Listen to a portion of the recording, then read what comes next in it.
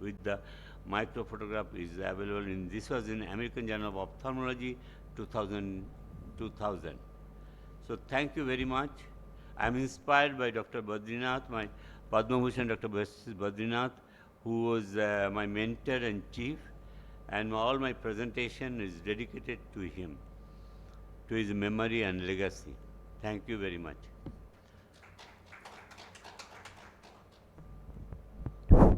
Thank you, sir. Your presence is more than enough for all of us. And thing is that we'll have a questions later on. And now I invite Dr. Reema for vitreo lymphoma.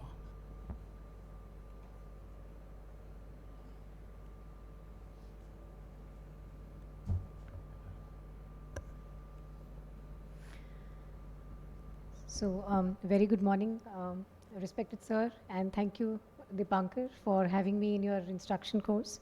So, my topic is on CPC of primary vitreoretinal lymphoma. So, I'll straight away go to, be sharing 3 cases. So, this was a 75-year-old male who came with decreased vision in both the eyes for 6 months, and probably he was just told that he has cataract, and that is the reason for his decreased vision. He had 624 in the right eye, 636 in the left eye. So on examination, by and large, the anterior segment was normal, but when we carefully saw, there were very fine KPs, which could be easily missed on clinical examination. So I've highlighted them with the blue arrows. Occasional cells, there was no, the flare was 0, I mean almost 0. We checked on the LFM.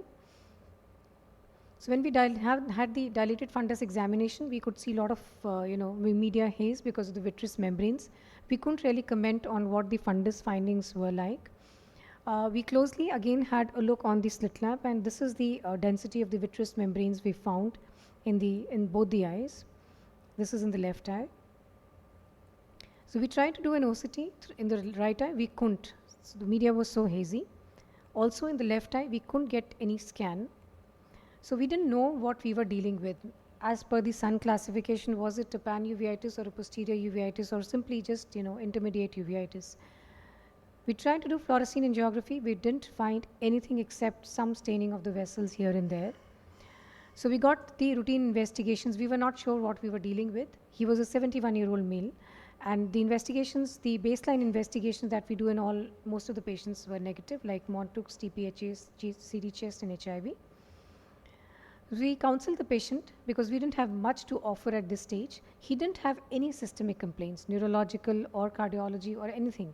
So we counseled him that we need to do a diagnostic vitrectomy. We didn't even know whether we were dealing with an infectious uveitis or a non-infectious uveitis, or was it a masquerade.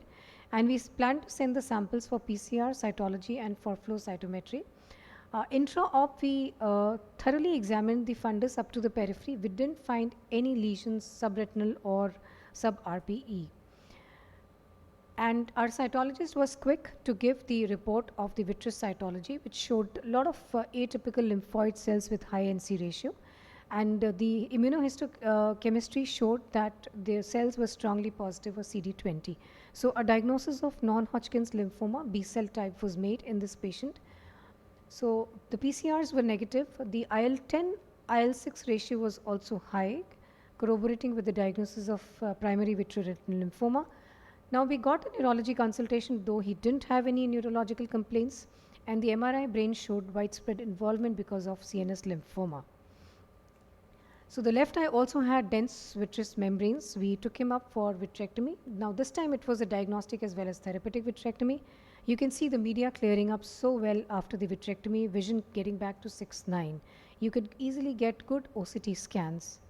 Similarly, in the right eye, post-vitrectomy, the vision improved to 6/12, and the OCT scans were nicely obtained.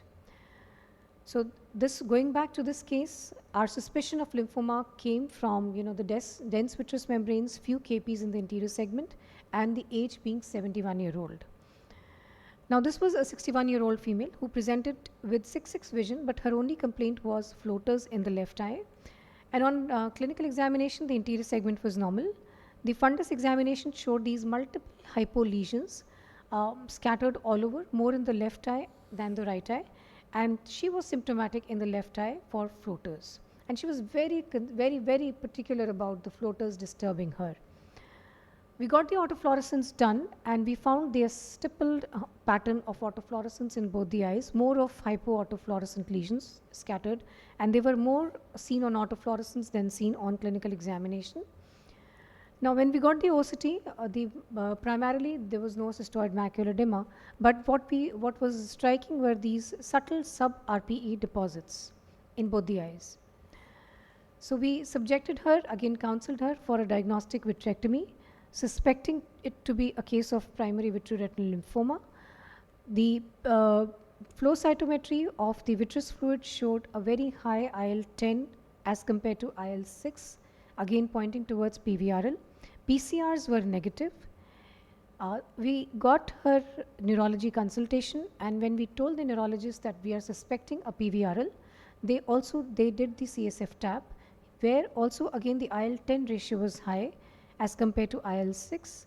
The vitreous cytology showed some cells which were atypical. The cytologists were thinking of a low-grade lymphoma. Majority of the cells were CD20 positive. CSF tab was repeated twice when we consulted the neurologist. There were no malignant cells on cytology. MRI brain was normal. Since the MRI brain was normal, we took her up for a PET CT. There was no uptake. So because there was no evidence of systemic lymphoma so far, our oncologists were not in favor of giving her a systemic chemotherapy, so she was subjected to local intravitreal chemotherapy. So this was a case of primary vitreoretinal lymphoma, low grade on cytology. Now this was a third case, 61-year-old female presenting with poor vision since many years. She was not sure of the history, but her clinical examination showed she was bilateral pseudophakic, didn't improve, had any improvement in vision after cataract surgeries. And when we did the dilated examination, what was striking was in the right eye, we found this white glow. Now, this is not a normal glow. So when we saw the fundus, the media was hazy, and all that we could see was there was a dense opacification of the posterior pole, probably some dense fibrosis, not really sure because of the media being hazy, and a lot of pigmentation around it. So we again carefully saw the anterior segment, and we found that there were subtle KPs in the right eye where we had this white glow. So this is the fundus examination of the left eye, something like a retinitis pigmentosa like retinopathy. We tried to do an OCT, we couldn't get the OCT through the right eye, but left eye this showed this kind of subretinal fluid and disorganization of the inner neurosensory retina. If you can see, we can hardly appreciate the retinal layers on the OCT, and something abnormal which is going on. You have a pale disc, you have a lot of pigmentary retinopathy in the left eye. So thinking of her age, and at this point of time, because when we looked at the left eye, we thought of a primary vitreoretinal lymphoma. So we counseled her for a diagnostic vitrectomy in the right eye. In the right eye, we obtained the vitreous samples, and when we cleared the media, this you can see that there was a lot of, we tried to dissect this fibrotic membrane, we couldn't, and this membrane was actually subretinal. So you can see any attempt to, access this membrane led to bleeding. So we stopped the surgery there. We just obtained the vitreous samples and subjected them to cytology and flow cytometry. So this is the first post-op day, and the 7th post-op day, not much change except that there is some improvement in the media clarity. The right eye, this is just the left eye OCT. Now the flow cytometry of the vitreous fluid that we sent showed a very high IL-10 as compared to IL-6. So the IL-10, IL-6 ratio was more than 1, pointing towards primary vitreoretinal lymphoma. And cytologist gave us a report of a non-Hodgkin's lymphoma, large cell type. So this was a high-grade intraocular lymphoma in the right eye. Now, when we look at this fundus picture, what made us suspect primary vitreoretinal lymphoma in this case? Because this is not a typical presentation of PVRL. So we searched for pigmentary retinopathy and PVRL. Now, we remember such a case being shown to us when we were being trained by Professor Amod Gupta, a case of lymphoma, following on follow-up having this RP-like fundus. So this made us suspect, and then after we made a diagnosis, and when we were waiting for the cytology report, we did this search and we found the major review on Hodgkin's lymphoma when we put the keywords of retinopathy, and we found that the ophthalmic manifestations of ophthalmic lymphoma includes paraneoplastic retinopathy, and this was a review.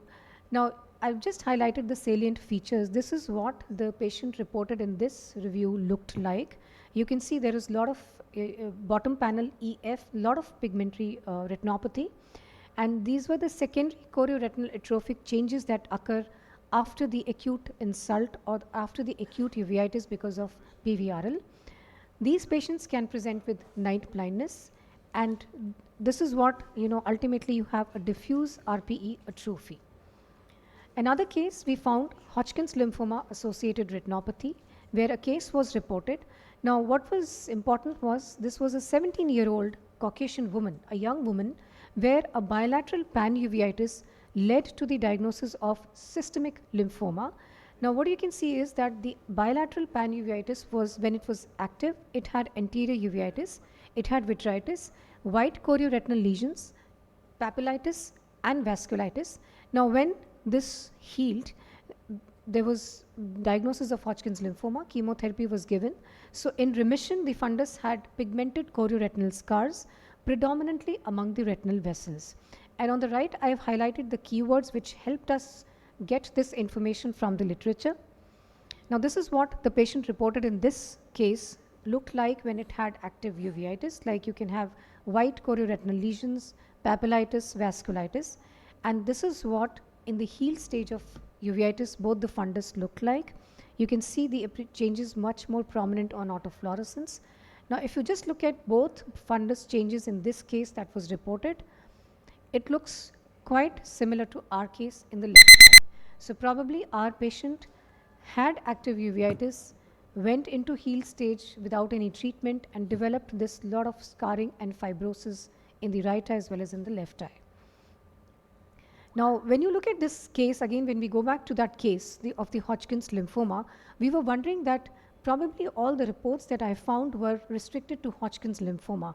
So is this pigmentary retinopathy or paraneoplastic retinopathy restricted, or it's a feature of Hodgkin's lymphoma or a non-Hodgkin's?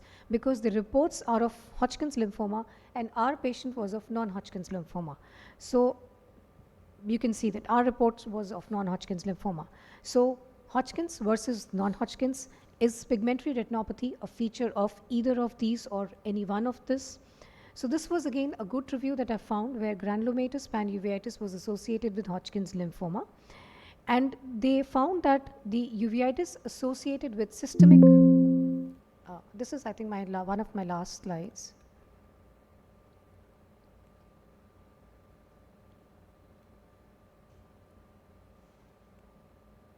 So the uveitis associated with systemic lymphoma has been predominantly attributed to non-Hodgkin's lymphoma, as we all know. But here in this review, they reported that the clinical features of uveitis associated with systemic lymphoma do not differ between non-Hodgkin's and Hodgkin's lymphoma. However, the age of presentation may be much younger in Hodgkin's lymphoma. This was again another case where retinal degeneration was reported with Hodgkin's lymphoma. So we need to keep in mind many of these patients can present with just night blindness because of the pigmentary retinopathy that we see, and can be confused with retinitis pigmentosa because of the complaints and the fundus picture. So a progressive paraneoplastic retinopathy is seen in these patients. The pathogenesis of the retinal degeneration or the atrophic changes seems to be related to the serum antibody, which is reacting to the retinal protein of approximately 65 kilodantlins, and they have just given an explanation, a possible hypothesis that the antibodies in patients with small cell lung cancer react with the retinal antigens, and they are the ones which cause retinal degeneration that we see clinically in these patients. So to summarize, we need to keep the age in mind. Many of these patients are in the extremes, but earlier we were looking at patients who were plus 70, now we are looking at patients who are even in their early 60s. So clinical presentation may be typical, like I showed in the second case, like a leopard spot fundus, or it may be non-specific, like an abnormal pigmentation in the fundus. We need to look for subtle signs of uveitis, and of course diagnostic vitrectomy and cytological confirmation gives us the answer for the CPC. Thank you very much. Thank you, Dr. Reema, for this wonderful presentation, showing lot of cases. Any question, Dr. Padma, you want to ask?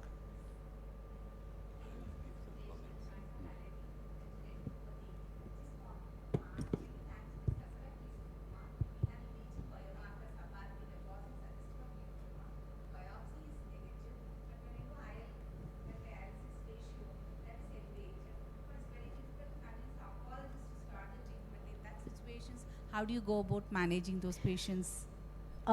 We face similar challenges where only IL-10 is high. So if you have the facility of mid 88 PCR, you can go for that. So we also have a patient where only IL-10 is high.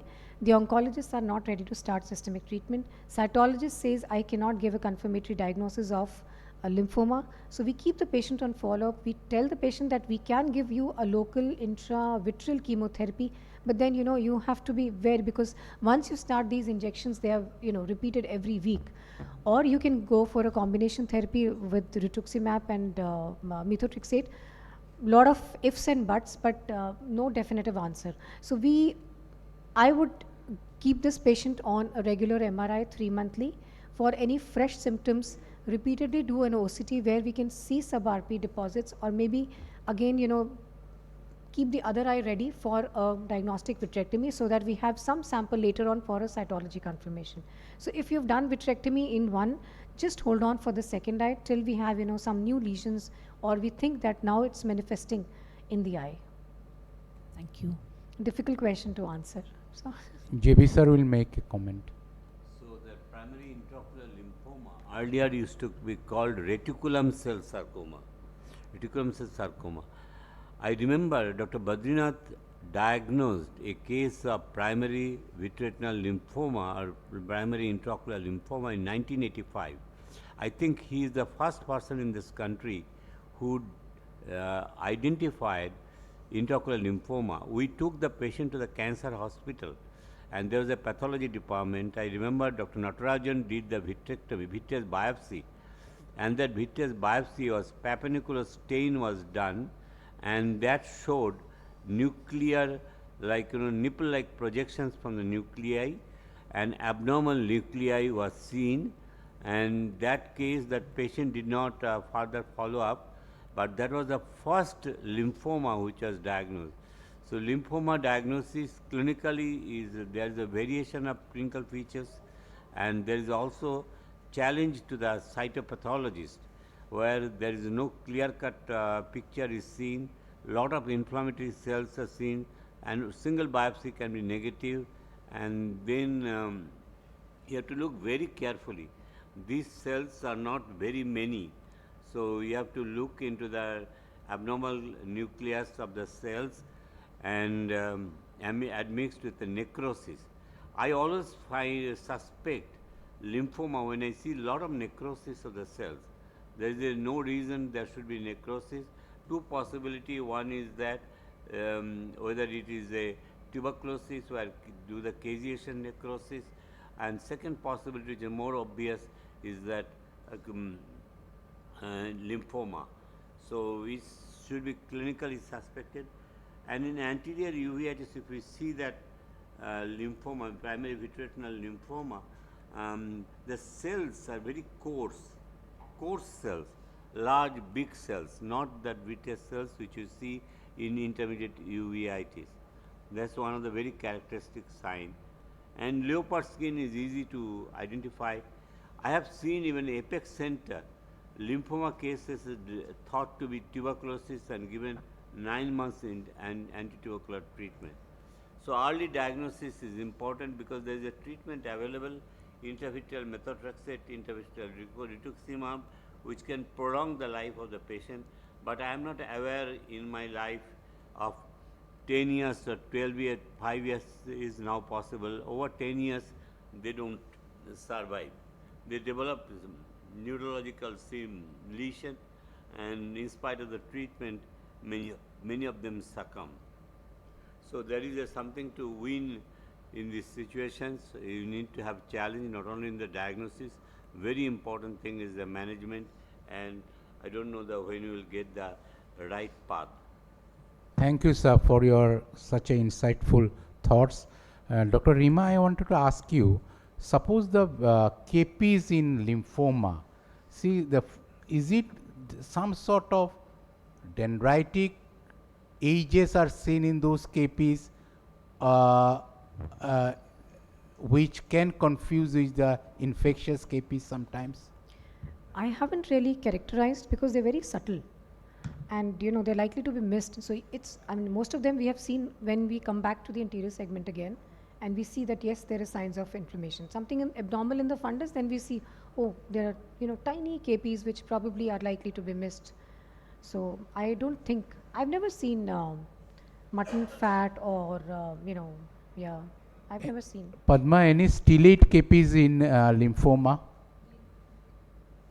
We get varied morphology, and we have seen pigmented fine KPs like Dr. Reema said, and few stellate-like projections, and also white KPs. They are smaller in size compared to the other ones. So these are the three patterns we have seen. When we try to characterize them on confocal microscopy, we saw the floral pattern. They had both incomplete as well as a complete dentity kind of a floral pattern, and they disappeared following treatment. So that again we use this as an indirect biomarker, but never have anterior segment inflammation. It correlates well with the clinical activity of the disease. Thank you, Dr. Padma. I want to ask another point regarding the Hodgkin lymphoma. If you see, in Hodgkin lymphoma, we get certain cells, for example, Reed-Sternberg cell, lacunar cells. Now, is there any histopathological evidence of those cells in all this pathology that you have found in the literature, Dr. Reema? Histopathological in the eye? In the eye, of Reed-Sternberg cells and other I things? don't recall. I don't think so. Okay. They were systemic cases of Hodgkin's lymphoma. Okay. So I don't recall any patient being, from the eye being reported. Because Hodgkin lymphoma is very, very rare for the eyes, for orbital lead Yeah, yeah. lymphoma. That's one point. And secondly, one point I wanted to tell that IL-10 is increased in lymphoma, whereas the IL-6 for the inflammatory causes. Yeah. That is and there's things. So thank you, Dr. Reema. Thank you so much for